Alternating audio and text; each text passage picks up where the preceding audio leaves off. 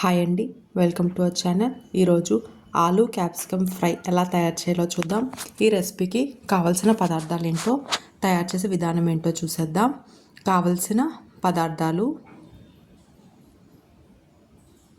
ఒక 4 బంగాళదుంపలు చిన్న ముక్కలుగా కట్ చేసుకున్నవి, 3 క్యాప్సికమ్లు ముక్కలుగా కట్ చేసుకున్నవి,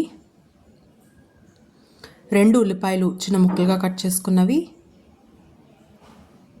2 పచ్చిమిరపకాయలు పొడుగ్గా కట్ చేసుకున్నవి, వెల్లుల్లి ఒక 10 రెబ్బలు చిన్న ముక్కలుగా కట్ చేసుకున్నవి, జీలకర్ర కొద్దిగా,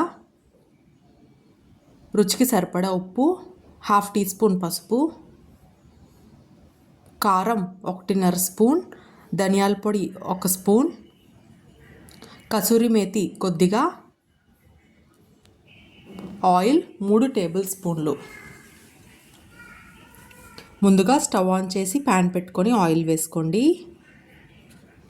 ఆయిల్ బాగా హీట్ అయిన తర్వాత జీలకర్ర వేసుకోండి. జీలకర్ర బాగా ఫ్రై అయిన తర్వాత ఆలు వేసుకోండి. ఇప్పుడు ఆలుని బాగా ఫ్రై చేసుకోవాలండి.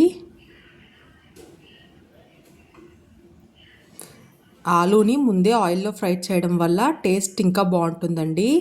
ఆలు ఫ్రై అయిన తర్వాత పచ్చిమిర్చి, వెల్లుల్లి రెబ్బలు వేసుకొని అందులోనే ఆనియన్స్ కూడా వేసుకొని బాగా కలుపుకొని ఉల్లిపాయలు బాగా కుక్ అయ్యేంత వరకు ఫ్రై చేసుకోవాలండి. ఇప్పుడు ఇందులోనే సాల్ట్ ఇంకా పసుపు వేసుకొని ఉల్లిపాయలు గోల్డెన్ కలర్ వచ్చేంత వరకు కలుపుతూ ఫ్రై చేసుకోవాలండి. ఆలు అనేది మనకి త్వరగానే ఉడికిపోతుంది. ఆలు బాగా ఫ్రై అయిన తర్వాత అందులో కట్ చేసి పెట్టుకున్న క్యాప్సికమ్ ముక్కలను కూడా వేసుకొని బాగా ఫ్రై చేసుకోవాలండి.